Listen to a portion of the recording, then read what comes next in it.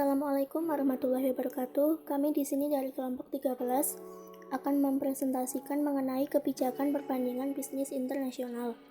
Kami di sini beranggotakan Naufal Gufron NPM 0022 dan saya sendiri Rima Sindi Arufah NPM 0050. Yang ketiga yaitu Reza Adika Putra NPM 0048. Kebijakan perbandingan bisnis internasional yaitu perdagangan yang dilakukan oleh penduduk suatu negara dengan penduduk negara lain atas dasar kesepakatan bersama. Penduduk yang dimaksud dapat berupa antar perorangan atau individu dengan individu, antara individu dengan pemerintah suatu negara atau pemerintah suatu negara dengan pemerintah negara lain. Tujuan kebijakan perdagangan internasional yang pertama yaitu untuk melindungi kepentingan ekonomi sosial, yang kedua melindungi kepentingan industri di dalam negeri, yang ketiga untuk melindungi lapangan kerja, yang keempat yaitu menjaga stabilitas dan juga keseimbangan neraca pembayaran internasional, yang kelima yaitu untuk menjaga tingkat pertumbuhan ekonomi, dan yang keenam yaitu menjaga stabilitas nilai tukar atau kurs falas. Yang selanjutnya akan dilanjutkan oleh teman saya. Saya akan melanjutkan presentasi dari Mbak Rima, yaitu macam-macam kebijakan perdagangan internasional. Yang pertama itu A. Tarif. Tarif adalah pajak yang dikenakan terhadap barang yang diperdagangkan. Efek kebijakan ini terlihat langsung pada kenaikan harga barang. Tarif yang paling umum adalah tarif atas barang-barang impor atau yang bisa disebut bea impor. Tujuan penetapan tarif atau bea masuk ini adalah sebagai berikut. 1. Menghambat impor barang-barang atau jasa luar negeri. 2. Melindungi barang atau jasa produksi dalam negeri.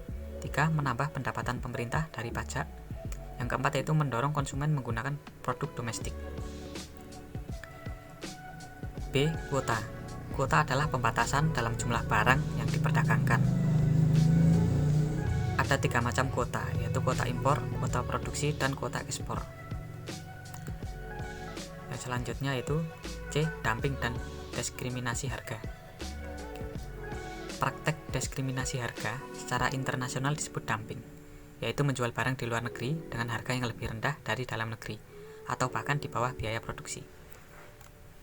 Kebijakan dumping dapat meningkatkan volume perdagangan dan menguntungkan negara pengimpor, terutama menguntungkan konsumen mereka. Namun, pasar internasional, predatory dumping dilakukan dengan tujuan untuk mematikan persaingan di luar negeri.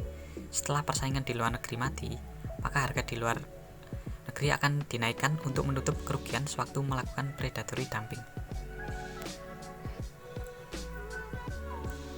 Selanjutnya yaitu subsidi. Agar produksi di dalam negeri dapat ditingkatkan, maka pemerintah memberikan subsidi kepada produsen dalam negeri. Subsidi yang diberikan dapat berupa mesin-mesin, peralatan, tenaga ahli, keringanan pajak, fasilitas kredit, dan lain-lain. Kebijakan subsidi biasanya diberikan untuk menurunkan biaya produksi barang domestik, sehingga diharapkan harga jual produk dapat lebih murah dan bersaing di pasar internasional. Tujuan dari subsidi ekspor adalah untuk mendorong jumlah ekspor, karena eksportir dapat menawarkan harga yang lebih rendah. Harga jual dapat diturunkan sebesar subsidi tadi. Namun tindakan ini dianggap sebagai persaingan yang tidak jujur dan dapat menjurus ke arah perang subsidi. Hal ini karena semua negara ingin mendorong ekspornya dengan cara memberikan subsidi. Nah, baik, saya saya Reza Adika Putra NPM 1801010048 ingin melanjutkan dari rekan saya Naufal, yaitu larangan impor. Di sini kebijakan ini dimaksudkan untuk melarang masuknya produk-produk asing ke dalam pasar domestik. Kebijakan ini biasanya dilakukan karena alasan politik dan ekonomi.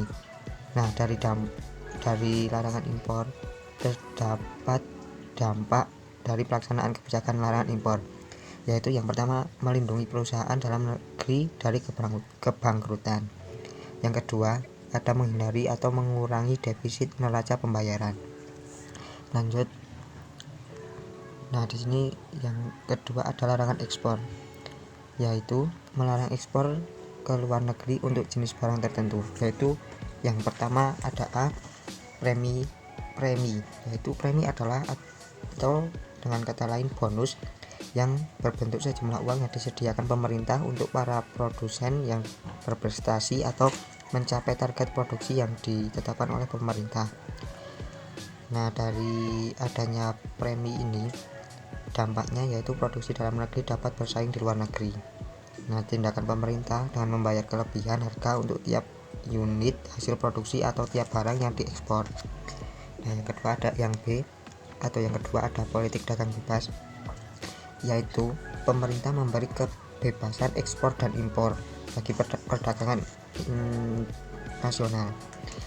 Nah, dari adanya politik dagang bebas ada dampaknya yaitu mutu barang tinggi dan harga relatif murah. Cukup sekian presentasi dari kelompok kami. Jika ada salah kata, kurang lebihnya mohon maaf. Assalamualaikum warahmatullahi wabarakatuh.